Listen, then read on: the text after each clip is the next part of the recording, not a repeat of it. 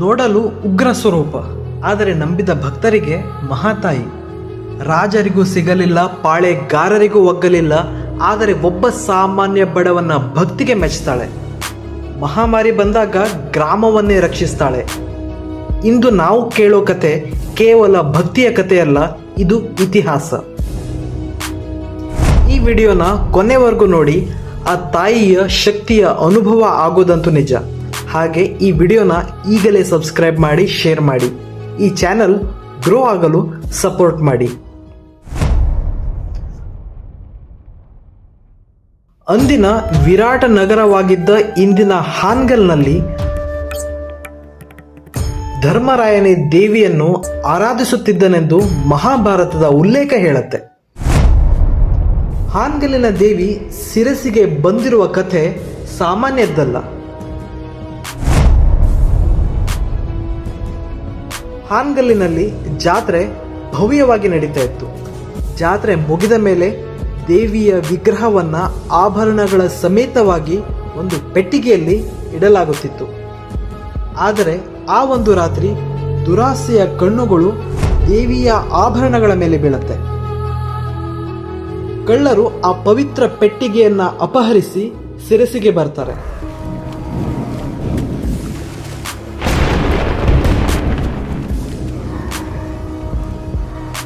ಆಭರಣಗಳನ್ನ ಹಂಚಿಕೊಳ್ತಾರೆ, ಆದರೆ ವಿಗ್ರಹವನ್ನ ಅದೇ ಪೆಟ್ಟಿಗೆಯಲ್ಲಿಟ್ಟು ಒಂದು ಕೆರೆಗೆ ಎಸೆತಾರೆ. ನಿಮ್ಗೆ ಅನ್ಸ್ಬೋದು ಕಳ್ಳರು ಆ ದೇವಿಯ ವಿಗ್ರಹವನ್ನೇ ಕದ್ರ ಅಂತ.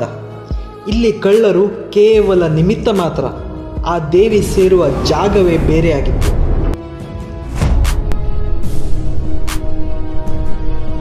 ಅಲ್ಲಿ ನೀರಿನೊಳಗೆ ವರ್ಷಗಳ ಕಾಲ ದೇವಿ ಮಲಗಿದ್ದಳು. ಯಾರಿಗೂ ಗೊತ್ತಾಗಲಿಲ್ಲ, ಯಾರಿಗೂ ತಿಳಿಯಲಿಲ್ಲ. ಆದರೆ ಆ ತಾಯಿ ಮಾತ್ರ ತನ್ನನ್ನು ಆರಾಧಿಸುವ ಹೃದಯವನ್ನು ಹುಡುಕ್ತಾ ಇದ್ಲು. ಬಸವ ಅನ್ನುವ ಒಬ್ಬ ಸರಳ ಭಕ್ತ ಪ್ರತಿ ವರ್ಷ ಚಂದ್ರಗುತ್ತಿಯ ಜಾತ್ರೆಗೆ ಹೋಗ್ತಾ ಇದ್ದ. ಒಮ್ಮೆ ಅಲ್ಲಿನ ಜನರು ಅವನನ್ನ ತಡೆ ಹಿಡಿತಾರೆ, ಅವನನ್ನ ಪೀಡಿಸ್ತಾರೆ. ಅವನ ಮನಸ್ಸಿಗೆ ತುಂಬಾ ನೋವಾಗತ್ತೆ.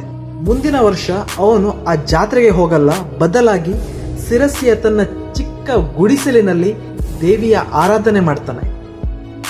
ಆಡಂಬರ ಅಧಿಕಾರಕ್ಕೆ ಬಗ್ಗದ ತಾಯಿಯು ಕೇವಲ ಒಬ್ಬ ಸಾಮಾನ್ಯ ಮನುಷ್ಯನ ನಿಷ್ಕಲ್ಮಶ ಭಕ್ತಿಗೆ ಮರುಳಾಗ್ತಾಳೆ.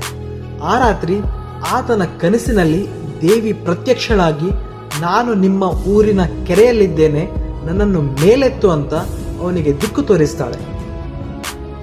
ಮರುದಿನ ಬೆಳಿಗ್ಗೆ ಅವನು ಊರಿನ ಪ್ರಮುಖರಿಗೆ ಈ ವಿಷಯವನ್ನು ತಿಳಿಸ್ತಾನೆ. ಗ್ರಾಮಸ್ಥರು ಕೆರೆಯ ಸುತ್ತ ಸೇರ್ತಾರೆ. ಆಗ ಆ ಭಕ್ತನು 3 ಸುತ್ತು ಕೆರೆಯನ್ನ ಸುತ್ತಿ ತಾಯಿಯನ್ನ ಭಕ್ತಿಯಿಂದ ಪ್ರಾರ್ಥಿಸ್ತಾನೆ. ಅದೇ ಸಮಯದಲ್ಲಿ ನೀರಿನ ಮೇಲೆ ತೇಲುತ್ತಿದ್ದ ಒಂದು ಪೆಟ್ಟಿಗೆ ಕಂಡು ಬರುತ್ತೆ. ಅದನ್ನು ತೆರೆದು ಒಳಗಿನ ವಿಗ್ರಹದ ಭಾಗಗಳನ್ನ ಒಟ್ಟುಗೂಡಿಸಿದಾಗ ತಾಯಿಯ ವಿಗ್ರಹ ಮೂಡಿ ಬರುತ್ತೆ. ಆ ಜಗನ್ಮಾತೆ ಸಿಕ್ಕ ಕೆರೆಯನ್ನು ಇಂದಿಗೂ ದೇವಿ ಕೆರೆ ಅಂತ ಹೇಳಲಾಗುತ್ತೆ. ತದನಂತರ ಗ್ರಾಮಸ್ಥರು ಸೋಂದಾ ಸಂಸ್ಥಾನದ ಮಹಾರಾಜರ ಅನುಮತಿ ಕೇಳ್ತಾರೆ. ಅವರ ಅನುಮತಿಯೊಂದಿಗೆ ಕ್ರಿಸ್ತ ಶಕ 1689ರಲ್ಲಿ ಶಾಲಿವಾಹನ ಶಕೆ 1611ರಂದು ವೈಶಾಖ ಶುದ್ಧ ಅಷ್ಟಮಿಯಂದು ಮಂಗಳವಾರ ಶಿರಸಿಯ ಈಗಿನ ದೇವಸ್ಥಾನದಲ್ಲಿ ದೇವಿಯನ್ನ ಪ್ರತಿಷ್ಠಾಪಿಸಲಾಗುತ್ತೆ.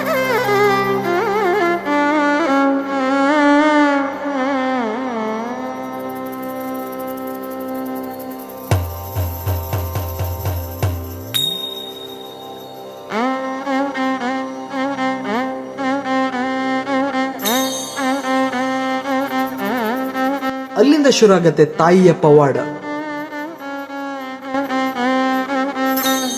ಅಂದಿನ ಕಾಲದಲ್ಲಿ ವೈದ್ಯಕೀಯ ಸವಲತ್ತುಗಳು ಅಷ್ಟಾಗಿ ಇರಲಿಲ್ಲ. ಮಹಾಮಾರಿಯು ಜನರ ಜೀವಕ್ಕೆ ಕಂಟಕ ಆಗ್ತಾ ಇತ್ತು. ಗ್ರಾಮಗಳು ಖಾಲಿ ಆಗ್ತಾ ಇದ್ವು. ಜನರು ಭಯದಲ್ಲೇ ಬದುಕ್ತಾ ಇದ್ರು. ಆ ಸಮಯದಲ್ಲಿ ಜನರು ಈ ತಾಯಿಯ ಮೊರೆ ಹೋಗ್ತಾರೆ. ತಾಯಿ ನಮ್ಮನ್ನ ರಕ್ಷಿಸು ಅಂತ ಬೇಡ್ಕೊಳ್ತಾರೆ.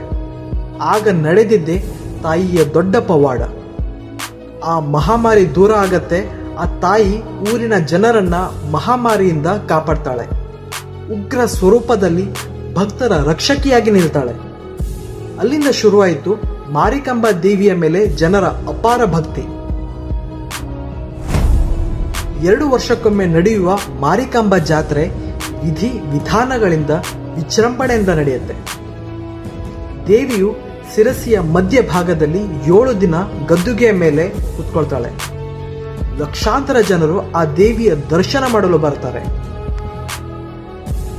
ಆ ಉಗ್ರ ಸ್ವರೂಪದಲ್ಲೂ ತಾಯಿಯ ಮಮತೆ ಕಾಣತ್ತೆ. ತಾಯಿ ನಮ್ಮನ್ನ ಕಾಯ್ತಾ ಇದ್ದಾಳೆ ಅನ್ನೋ ಅನುಭವ ಆಗತ್ತೆ. ತಾಯಿ ಶಕ್ತಿ ರೂಪದಲ್ಲಿ ಇರುವಿಕೆಯ ಅನುಭವ ಆಗತ್ತೆ. ಕಣ್ಣಲ್ಲಿ ಆನಂದ ಬಾಷ್ಪ ಬರುತ್ತೆ. ಮನಸ್ಸು ಹಗುರಾಗತ್ತೆ. ಜಗನ್ಮಾತೆಯನ್ನ ನೋಡ್ತಾನೆ ಇರಬೇಕು ಅನ್ಸತ್ತೆ. ಈ ಕತೆ ನಮ್ಗೆ ಏನ್ ಹೇಳತ್ತೆ ಗೊತ್ತಾ? ದೇವರು ಸ್ಥಾನ ಅಧಿಕಾರ ನೋಡಿ ಬರುವುದಿಲ್ಲ, ದೇವರು ಹಣ ನೋಡಿ ಬರುವುದಿಲ್ಲ. ಭಕ್ತರ ನಿಷ್ಕಲ್ಮಶ ಭಕ್ತಿಗೆ ಮರುಳಾಗ್ತಾಳೆ. ಹಾನ್ಗಲ್ಲಿನಿಂದ ಕೆರೆಯೊಳಗೆ, ಕೆರೆಯಿಂದ ಭಕ್ತನ ಕನಸಿಗೆ, ಕನಸಿನಿಂದ ದೇವಾಲಯಕ್ಕೆ. ಈ ತಾಯಿಯ ಪ್ರಯಾಣದ ಉದ್ದೇಶ ಅಲ್ಲಿನ ಭಕ್ತರ ರಕ್ಷಣೆ ಆಗಿತ್ತು. ಅಲ್ಲಿನ ಭಕ್ತರ ನಿಷ್ಕಲ್ಮಶ ಭಕ್ತಿಯಾಗಿತ್ತು. ನೋಡಲು ಉಗ್ರ ಸ್ವರೂಪ, ಆದರೆ ನಂಬಿದ ಭಕ್ತರಿಗೆ ಮಹಾತಾಯಿ. ಕಳ್ಳರು ನೀರಿಗೆ ಹಾಕಿದರು, ಭಕ್ತನ ಪ್ರಾರ್ಥನೆ ಅವಳನ್ನು ಮತ್ತೆ ಮೇಲಕ್ಕೆ ತಂದು ನಿಲ್ಲಿಸಿತು. ಇದು ಕೇವಲ ಇತಿಹಾಸ ಅಲ್ಲ, ಇದು ಭಕ್ತಿ ಗೆದ್ದ ಕತೆ.